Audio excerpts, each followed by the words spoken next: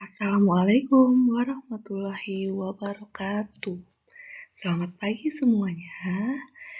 Kali ini kita akan belajar tentang kalimat tanya, kalimat efektif, dan kata baku.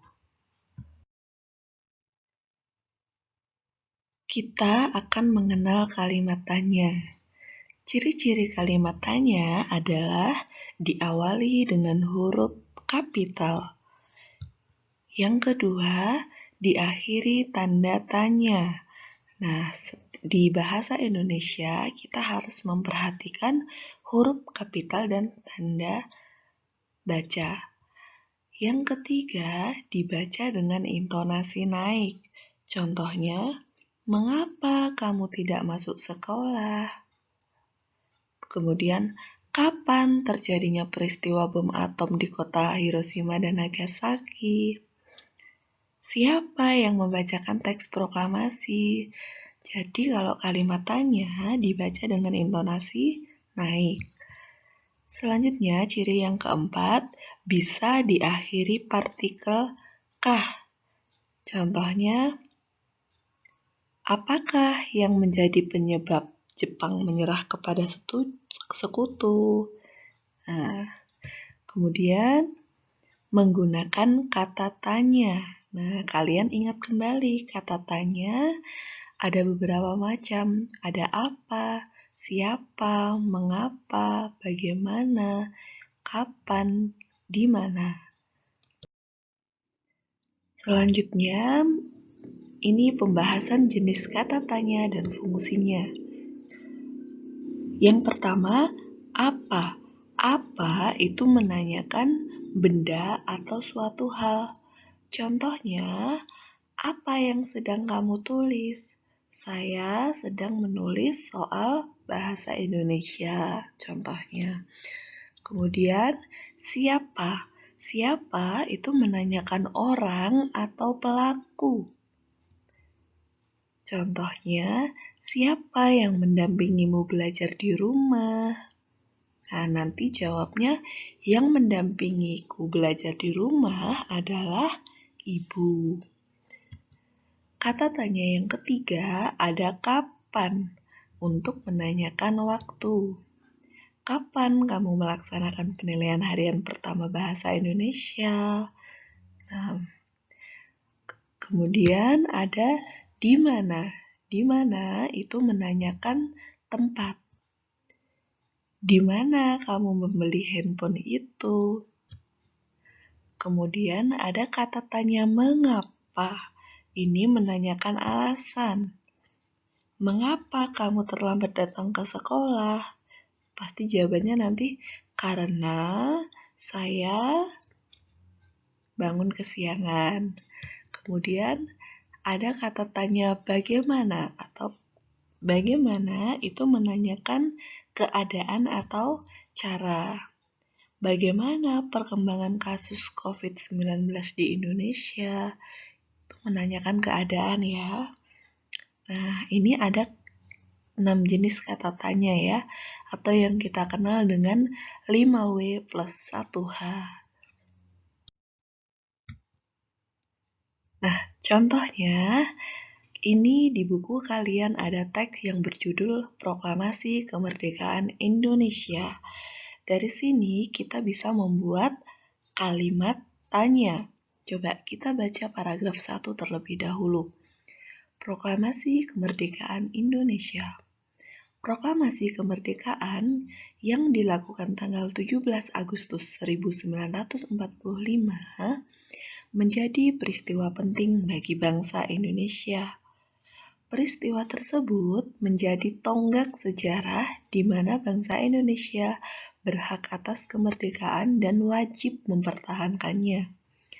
Diawali dengan dijatuhkannya bom atom oleh tentara Amerika Serikat pada tanggal 6 Agustus 1945 di kota Hiroshima dan pada tanggal 9 Agustus 1945 di kota Nagasaki, Jepang akhirnya menyerah kepada tentara sekutu.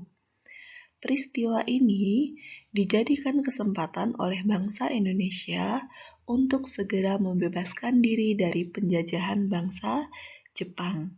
Nah, dari paragraf 1 ini bisa dibuat beberapa kalimat tanya.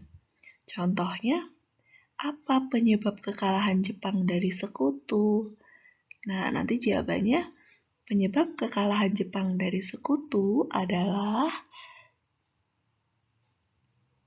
diawali dengan dijatuhkannya bom atom oleh tentara Amerika Serikat, yaitu di kota Hiroshima dan di kota Nagasaki.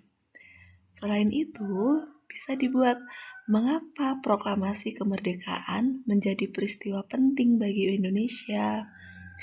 Jawabannya, proklamasi kemerdekaan menjadi peristiwa penting bagi bangsa Indonesia karena hal tersebut menjadi tonggak sejarah di mana Indonesia berhak atas kemerdekaan dan wajib mempertahankannya. Nah, dua pertanyaan ini atau dua kalimat tanya ini dibuat berdasarkan paragraf 1. Apakah hanya ada dua ini? Tidak, kalian bisa membuat lagi lebih banyak. Contohnya, kapan proklamasi kemerdekaan dilakukan? Kapan kota Hiroshima dijatuhi bom atom, dan lain-lain. Bisa ya? Lanjut ke paragraf 2. Kita baca dulu teksnya. Teks proklamasi ditulis di rumah Laksamana Tadashi Maeda, Jalan Imam Bonjol nomor 1.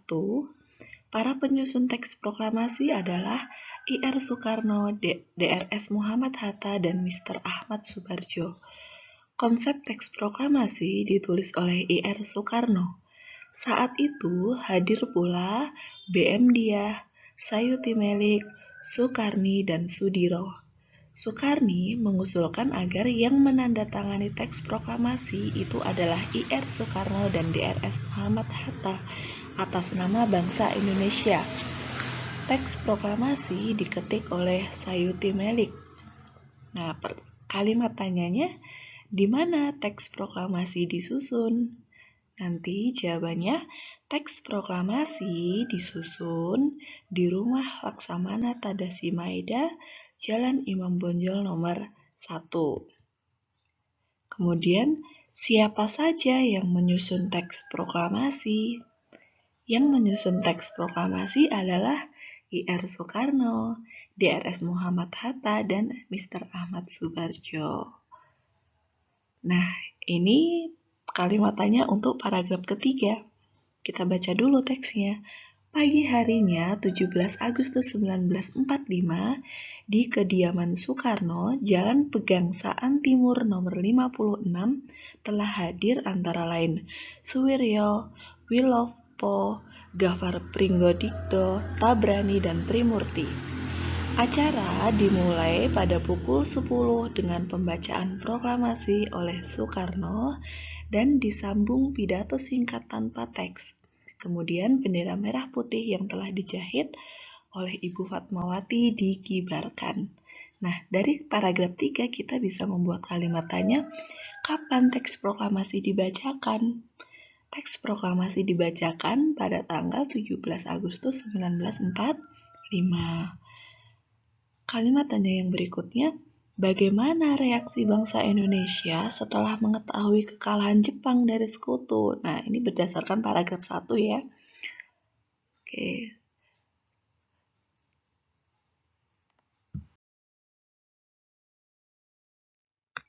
Itu tadi tentang kalimat tanya.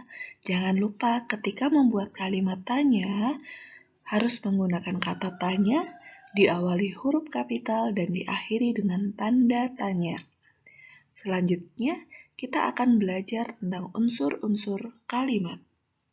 Unsur-unsur kalimat itu ada subjek atau biasa yang disingkat S, kemudian ada predikat atau yang biasa disingkat P, kemudian ada objek O, dan keterangan atau K. Kalau disingkat, kepanjangannya adalah SPOK. Kalimat yang baik itu setidaknya terdiri dari unsur S dan P atau unsur subjek dan predikat. Nah, cara menentukan SPOK. Subjek itu dicari dengan kata tanya siapa. Nah, siapa di sini bisa nama orang, hewan, benda, atau sapaan. Atau pelaku ya, subjek itu. Kemudian predikat. Predikat itu dicari dengan kata tanya mengapa. Atau kegiatan apa yang dilakukan oleh subjek tadi. Kalau subjek itu menanyakan pelaku, kalau predikat itu apa yang dilakukan oleh pelaku tadi. Kemudian, objek dicari dengan kata tanya. Hal apa yang dilakukan dari predikat untuk melengkapi predikat. Kemudian untuk keterangan ada beberapa macam. Ada keterangan waktu, itu untuk menanyakan kapan, dicari dengan kata tanya kapan. Kemudian keterangan tempat itu dicari dengan kata tanya di mana, dan keterangan cara itu dicari dengan kata tanya bagaimana ya. Nanti jawabannya dengan. Contohnya, ayah membaca koran pada sore hari. Kita tentukan SPOK-nya. Siapa? Ayah. Berarti ayah adalah subjek. Mengapa? Nah, apa yang dilakukan ayah? Mengapa? Membaca. Berarti membaca itu predikat. Apa yang dibaca? Koran. Berarti koran adalah objek. Kapan? Pada sore hari. Itu berarti keterangan waktu. Paham ya? Kita ini Lia minum. Siapa? Lia. Berarti ini S. Mengapa? Predikat minum. Ya, tadi kalimat setidaknya memenuhi unsur S dan P. Kemudian, kamu tidak mengembalikan bajuku. Siapa? Kamu ini adalah subjek. Mengapa tidak mengembalikan? Apa? Bajuku adalah objek. Kalimat berikutnya, Kirana sedang rapat di ruang atas. Siapa? Kirana. Mengapa sedang rapat? Predikat. Di mana? Di ruang atas, bukan objek. Keterangan tempat. Kemudian kalimat selanjutnya, Rangga telah memenangkan kejuaraan catur sejak umur 10 tahun. Rangga itu berarti siapa? Rangga, subjek. Ya, kemudian telah memenangkan. Mengapa telah memenangkan? Apa yang dimenangkan? Kejuaraan catur. Berarti ini objek. Kapan? Sejak umur 10 tahun. Itu adalah keterangan waktu. Kalimat berikutnya, tahun lalu kami berlibur di Bandung. Tahun lalu itu keterangan waktu. Siapa? Kami, subjek. Mengapa? Predikat berlibur. Di mana? Di Bandung. Keterangan tempat. Nah, anak-anak, dari pola ini dapat kita lihat bahwa kalimat itu tidak harus berpola SPOK, tapi paling tidak harus berpola S dan P harus ada. Nah, kemudian untuk keterangan bisa terletak di awal dan bisa terletak di akhir. Tapi unsur S dan P itu tidak bisa dipisah, harus berurut. Oke, lanjut. Nah, ini perbaikan tata kalimat yang salah. Yang pertama, di dapur memasak ibu. Nah, ada yang aneh dengan kalimat ini. Harusnya yang benar kita perbaiki. Ibu memasak di dapur. Karena ada subjeknya adalah ibu, kemudian predikatnya memasak. bukan di dapur ya subjeknya. Di dapur itu keterangan tempat. Kalimat yang kedua, belajar matematika adik di teras. Nah, ini juga aneh. Diawali dengan subjek dulu. Siapa subjeknya di situ? Adik. Adik mengapa atau sedang apa? Belajar apa? Matematika di mana? Di teras. Kemudian mengungsi para penduduk tempat terpaksa ke lebih yang tinggi. Nah, kita cari dulu subjeknya. Subjeknya adalah para penduduk. Kenapa para penduduk terpaksa mengungsi? Mengungsi kemana? Ke tempat yang lebih tinggi. Kemudian kalimat yang keempat, manfaat hutan yang diperlukan manusia adalah penghasil oksigen salah satu. Nah, kita tentukan dulu subjeknya. Salah satu manfaat hutan adalah penghasil oksigen yang diperlukan manusia. Nah, bisa ya anak-anak kalau memperbaiki tata kalimat yang salah. Lanjut, kata baku dan kata tidak baku. Kata baku adalah kata yang sesuai dengan kaidah bahasa Indonesia. Biasanya digunakan dalam acara resmi, seperti pidato. Kemudian kata tidak baku adalah kata yang tidak sesuai dengan kaidah atau aturan bahasa Indonesia. Biasanya kita jumpai dalam percakapan sehari-hari. Nah, berikut adalah contoh kata tidak baku dan kata baku. Izin, pakai J penulisannya. Kata bakunya adalah izin, yang betul pakai Z. Kemudian apotek. Tidak bakunya pakai I, apotik. Tapi kata bakunya yang betul adalah apotek. Ya, karena nanti ada profesi apoteker. Itu pakai E, bukan apotiker. Nah, kalian perhatikan kata bakunya ya.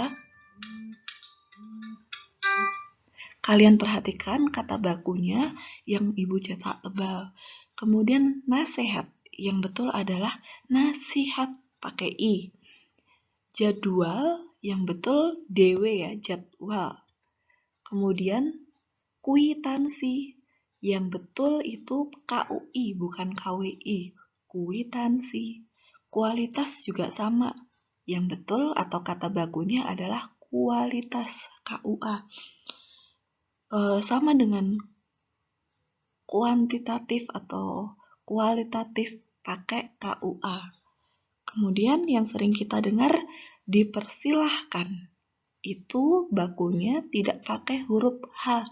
Jadi cukup dipersilakan, bukan dipersilahkan, tapi dipersilakan. Kemudian merubah. Kata bakunya adalah mengubah, karena kata dasarnya ubah. Kalau rubah itu hewan. Kemudian aktif. Yang betul kata bakunya adalah aktif, pakai F. Kemudian aktivitas. Nah, kalau aktivitas baru yang baku adalah pakai V. Kemudian ekspor. Itu yang betul tidak pakai T. Ekspor tanpa T ya. Kreatif. Nah, sama dengan aktif tadi. Kalau cuma kreatif, berarti pakai F. Tapi kalau kreativitas, pakai V. Nah, kemudian yang sering kita dengar juga, musola. Nah, yang baku adalah musala tulisannya. Atlet, itu yang baku pakai E, atlet. Cenderamata, itu pakai E semua ya, cenderanya, cenderamata. Kemudian diagnosa, itu bakunya diagnosis. Terus ekstrim, ekstrim itu bakunya ekstrem. Ekstrem itu cuaca ya, biasanya cuaca yang terlalu ekstrem. Kemudian ada bulan ini, Februari, itu yang betul pakai F, Februari. Kemudian ada bulan November, November itu yang betul pakai V ya. Kemudian ada merek, nah kalau bahasa Inggris merek. Tapi kalau bahasa bakunya di Indonesia adalah merek, E-nya ada 2. Kemudian praktek, praktek itu yang betul pakai I, praktik. Beda dengan apotek tadi ya, kalau apotek pakai E, apotek. Tapi kalau praktek itu pakai I, praktik, karena nanti ada praktikum. Kemudian sekedar. Sekedar itu kata bakunya sekadar. Zaman itu yang betul pakai Z, zaman. Kemudian sistem itu sistem. Dan yang terakhir sholat itu kata bakunya salat. Nah, tidak hanya ini, ada banyak sekali contoh kata tidak baku dan kata baku. Nanti anak-anak bisa mencari sendiri ya, bisa di Google atau di Kamus Besar Bahasa Indonesia. Selanjutnya, kita akan belajar kalimat efektif. Kalimat efektif adalah kalimat yang sesuai dengan kaidah penulisan bahasa Indonesia. Cirinya yaitu memiliki unsur subjek dan predikat. Tadi ya, kalimat minimal mengandung unsur S dan P. Ibu memasak, adik menyanyi. Nah, tapi kalau memasak di dapur, menyanyi Indonesia Raya, itu bukan kalimat yang efektif. Karena subjeknya nggak ada. Selanjutnya, menggunakan struktur bahasa yang tepat. Yang ketiga, memenuhi kaidah atau aturan ejaan yang berlaku. Huruf kapitalnya, tanda bacanya, kemudian menggunakan pilihan kata atau diksi yang tepat. Dan yang terakhir, tidak mubazir penggunaan kata, tidak berlebihan ya kalimat efektif itu, yang memiliki arti sama ditulis sekali saja.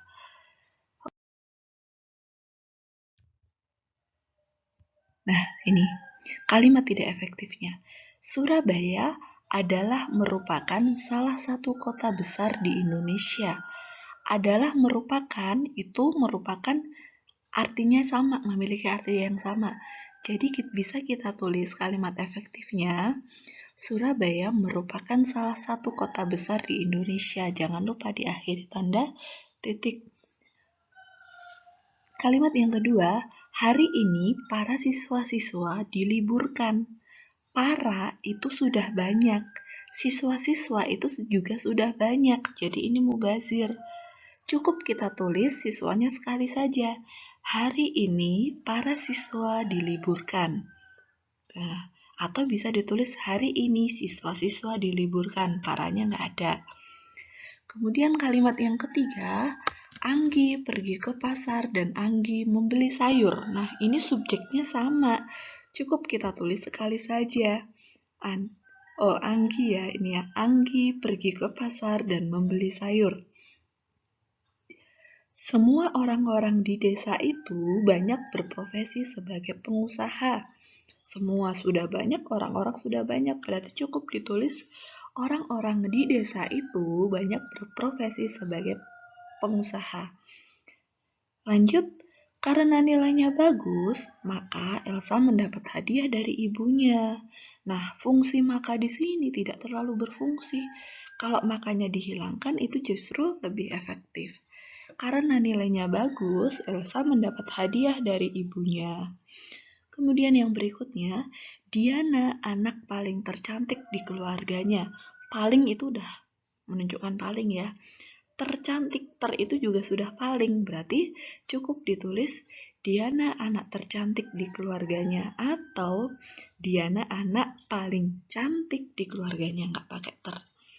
Kemudian Kerajaan Majapahit memiliki pasukan yang sangat kuat sekali. Sangat kuat pakai sekali, itu berlebihan, berarti Kerajaan Majapahit memiliki pasukan yang sangat kuat. Nah, demikian anak-anak. Semoga dapat dipahami. Ibu ucapkan terima kasih dan selamat belajar.